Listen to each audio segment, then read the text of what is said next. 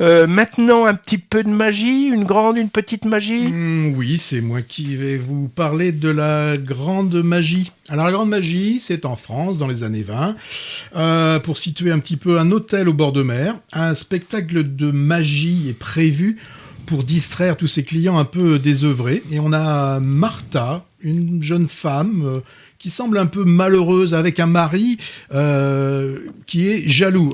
Vraiment, enfin jaloux, c'est pire que jaloux. Hein. Je sais pas comment on peut appeler. Possessif. Après. Oui, hein, c'est ça.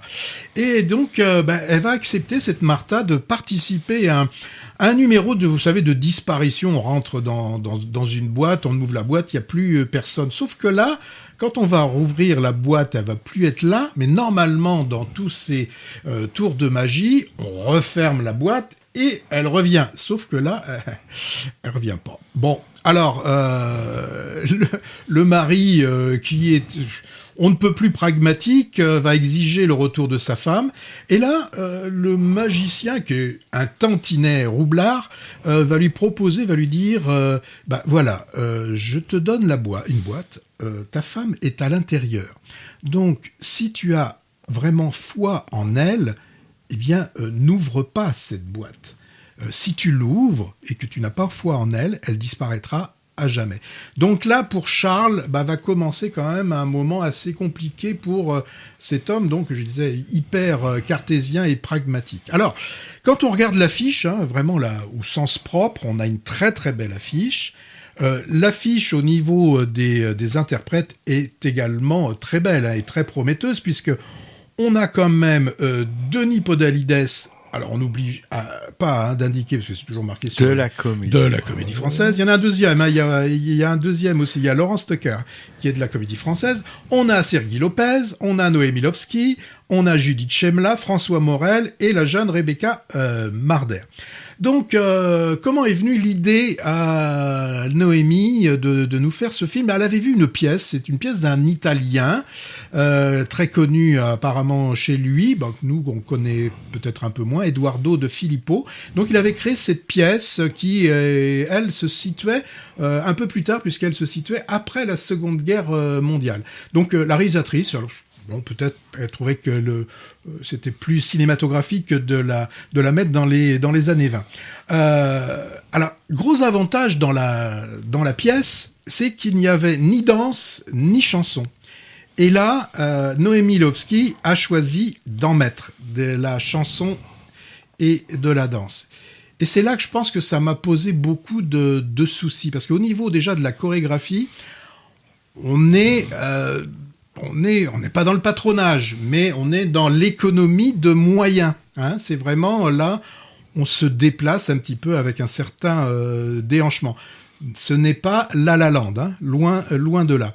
Et au niveau chanson, eh bien, il chante. Enfin, il chante. Apparemment, oui, il chante. C'est un bien grand mot. Hein.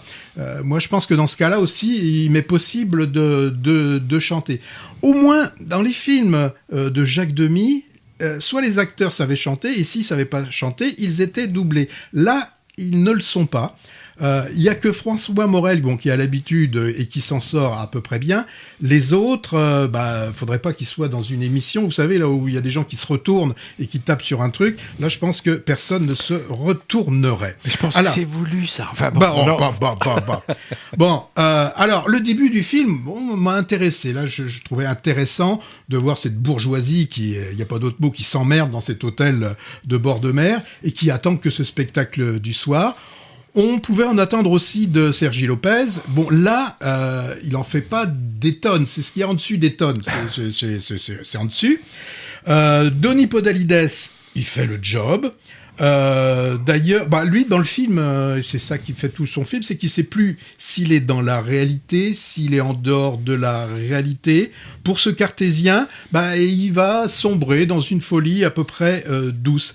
Mais moi, j'ai pas sombré dans la folie douce, mais j'ai plutôt sombré dans un ennui total. Alors en plus, on appelle ça une comédie musicale. C'est pas comme ça que je les vois, moi, les comédies musicales, mais j'ai l'impression que toi, Hervé, tu as vu autre chose. Mais moi, je te trouve un peu sévère, parce que je trouve le film ambitieux. Pas totalement réussi, c'est sûr. Moi, je pense que l'ambition de Noémie Lvovsky, c'était de proposer un film en même temps léger et grave. Léger, bon, parce qu'il s'agit d'une comédie musicale, dans le milieu des saltimbanques et dans le milieu de la magie. Mais grave, parce qu'ils sont évoqués des choses pas forcément drôles, comme l'amour possessif, la maladie, la mort, la fin d'une époque aussi. Dire que la farce vire un peu au tragique finalement, hein. Alors c'est vrai, ce qui ne fonctionne pas bien comme toi, ce qui m'a dérangé, c'est les interprétations des chansons et les chorégraphies que j'ai trouvées à de rares exceptions près, approximative, on va dire, hein. Mais je trouve que cet amateurisme est sans doute voulu, mais c'est vrai qu'il paraît maladroit. Du coup, on peut reprocher au film de pas bien rendre grâce au talent du groupe Feu Chatterton, qui a signé les partitions. C'est dommage, par exemple, et c'est un peu frustrant que le chanteur du groupe, Arthur Teboul, il est dans quelques scènes, mais il ne pousse la chansonnette à aucun moment. Donc ça, c'est un petit peu étonnant. L'ensemble me paraît quand même sauvé par toute une galerie de personnages, soit drôles, soit touchants, interprétés par un très bon casting quand même. Question de drôlerie, moi le magicien roublard, Sergei Lopez, j'ai trouvé assez drôle, hein. Noémie Lvovsky en plantureuse assistante, elle est très bien, ou le personnage interprété par François Morel réussit aussi. Pour ce qui est du côté tragique, on a la petite Rebecca Marder, là, en jeune fille malade, le jeune serveur boiteux, émouvant aussi, ou le mari jaloux, dont on se moque au début, mais qui devient de plus en plus pathétique, hein. Alors, c'est vrai que Podalides nous en fait un personnage, je trouve, de tragédie assez impressionnant à la fin, finalement, hein. Une scène qui résume assez bien cette dualité farce-tragédie, le passage de l'un à l'autre, c'est celle où est dévoilé le tour de magie de l'oiseau qui disparaît de sa cage, où on découvre que l'illusion, finalement, a un coût. Mais je vous en dis pas plus, hein. Non, dis pas plus. Et le film est également... Je sais. Il est possible que ça existait véritablement à une époque. Maintenant, ce serait... Le film est également un hommage au cinéma muet. Je pense à la scène, tu vas pas dire qu'elle était ratée, la scène du début très drôle, en accéléré, là, moi j'ai adoré ça. Et puis il y a Méliès qui est explicitement cité aussi. Bon voilà, alors certaines critiques que j'ai lues dans la presse n'étaient pas tendres et vont dans ton sens, Patrick, hein. Moi j'y ai vu du bon aussi dans cette grande magie, signée de la réalisatrice, donc est attachante. Moi, je trouve, à cette Noémie Lvovsky. Tu dis Lvovsky, moi je dis Lvovsky. Il y a un L et un V après, je sais pas comment tu fais. Bon,